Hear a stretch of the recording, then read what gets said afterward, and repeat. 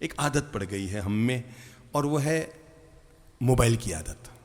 कौन सी आदत? ये बहुत बुरी आदत पड़ गई है। रात को मच्छर नहीं सोने देते और दिन में मोबाइल नहीं जीने देता, है ना।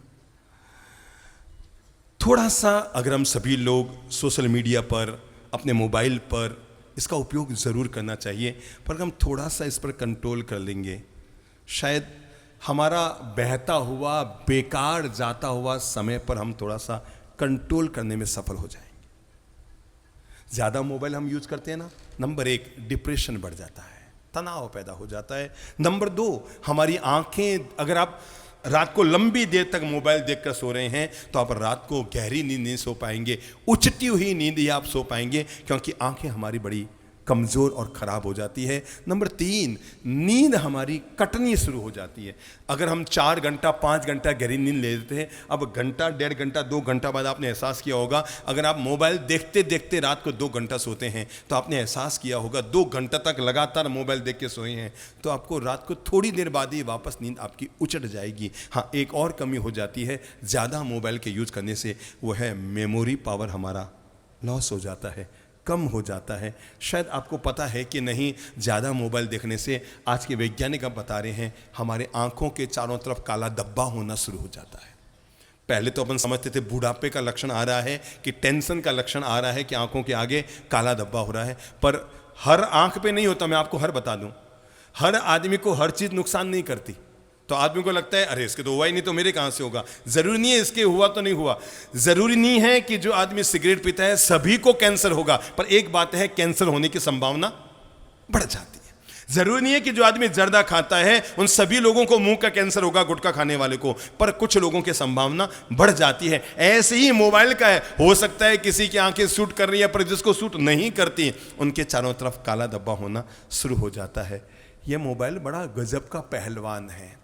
कमर सीधी करते इस मोबाइल की पहलवानी बताऊं? ये मोबाइल बड़ा गजब का पहलवान है। जरा सोचो तो सही, ये क्या क्या चीजें खा करके बड़ा हुआ है। पहले हम हाथ में घड़ी पहनते थे, अब कौन खा गया इसको? खा गया, पक्की बात। पहले हम रात को सोते तो अपने रूम में टॉर्च लेकर सोते थे, कौन खा गया इसको? मोबाइल खा गया। पहले हम चिट्ठी पत्री भी लिखा करते थे, याद है? चिट्ठी पत्री भी एक दूसरे को लिखा करते थे, कौन खा गया इसको? मोबाइल खा गया। पहले हम काफी देर बैठ करके अच्छी किताबों को पढ़ा भी करते थे, बुद्धि लगाओ, कौन खा गया इसको? ये देखो पहलवान हुआ है ना मोबाइल, क्या क्या चीजें खाई है इसने, कई कई चीजें खा खा के ये पहलवान हुआ है। पहले हमारे घर में रेडियो भी होते थे, टैप रिकॉर्डर भी होते थे, टीवी भी खूब चलती थी। इन सारी चीजों को कौन खा गया? अकेला मोबाइल। पहले हम कैमरा भी खरीद कर लाया करते थे, इसको भी कौन खा गया? मोबाइल खा गया। पहले हम कैलकुलेटर भी रखा करते थे, इसको कौन खा गया? मोबाइल खा गया। पहले हम पड़ोसी से बोलचाल भी किया करते थे, जाया आया करते थे, मिला जुला करते थे, इसे कौन खा गया? मोबाइल खा गया। पहले पता है, शादी होने के साल साल 2-2 साल तक तो पति पत्नी का आकर्षण बना रहता था एक दूसरे के प्रति। अब तो 3 दिन बाद हमारे पास तो गजब होता है, नई नई शादी करके लड़का लड़की आते हैं मंगल पाठ सुनने के लिए। कई घरों में परंपरा है कि बाप जी विवाह होते ही पहली धोख लगाने के लिए हम गुरु महाराज के पास भेजेंगे। तो मतलब पहली धोख मतलब 5-7 दिन हुए। अभी थोड़े दिन पहले की बात है, 3 दिन बाद एक जोड़ा आया हुआ था, हम आहार ले रहे थे अंदर, तो हमने कहा भैया 10 मिनट बैठो, हम आ रहे हैं।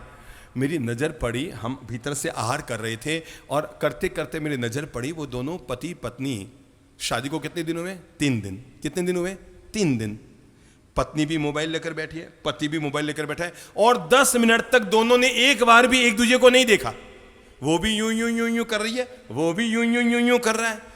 मुझे लगा यार, पहले ज़माने में तो पत्नी पीहर जाकर बैठती थी तो लोग सेविंग नहीं करते थे कि वो आएगी तब करूंगी, बाल नहीं कटाते थे, याद है ना, दाढ़ी बढ़ाते थे, ऐसा कुछ होता था ना। मैंने बचपन में देखा हुआ है। हमारे एक बार जो बड़े भाई साहब थे उनकी शादी हुई, भाभी जी 3 दिन पीहर के आगे, उन्होंने 5 दिन तक दाढ़ी नहीं बनाई। और अब तो शादी के 3 दिन बाद ही आकर्षण खत्म, वो भी मोबाइल लेकर बैठा है, वो भी मोबाइल लेकर बैठा है। पापा जी घर आते हैं, बच्चे दिन भर इंजॉय करते हैं, आते ही पापा जी मोबाइल लेकर बैठ गए। दिक्कत ये हो गई है, जब एक क्लास में बच्चों को एक निबंध लिखने के लिए दिया गया कि तुम क्या बनना चाहोगे, तुम क्या बनना चाहोगे। किसी ने लिखा मैं ये बनूंगा, किसी ने लिखा ये मैं बनूंगा, किसी ने लिखा ये मैं बनूंगा, किसी ने लिखा मैं ये बनूंगा।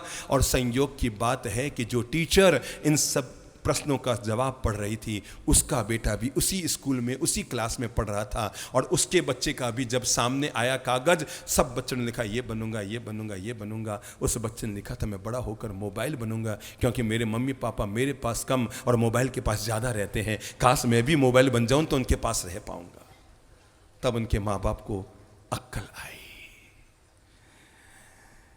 रिश्ते खा गया, हमारा कीमती वक्त खा गया। और ख़ास बात देखो, फिर भी ये स्मार्ट बना हुआ है, जब तक फ़ोन वायर से बंधा था तब तक आदमी आज़ाद था। जब तक फ़ोन वायर से बंधा था, लैंडलाइन, जब तक फ़ोन वायर से बंधा था तब तक आदमी आज़ाद था। जिस दिन फ़ोन वायर से आज़ाद हो गया उस दिन आदमी फ़ोन से बंध गया है।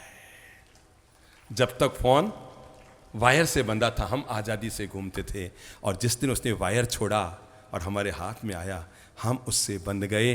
सबके हाथ में टच मोबाइल है, पर हमारा आपस में एक दूसरे से टच ख़त्म हो गया है।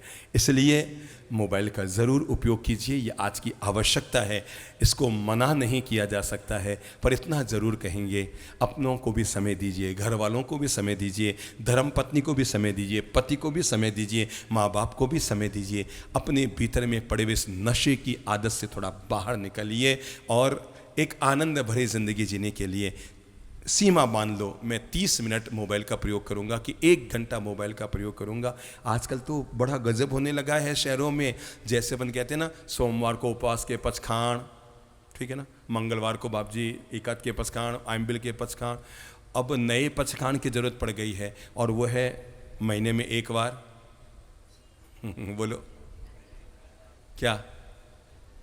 महीने में 1 बार फेसबुक यूज़ नहीं करूँगा, आज मैं व्हाट्सअप यूज़ नहीं करूँगा। बाप जी 1 दिन का पचखाण दिला दो, शायद उपवास करना सोरा हो जाएगा।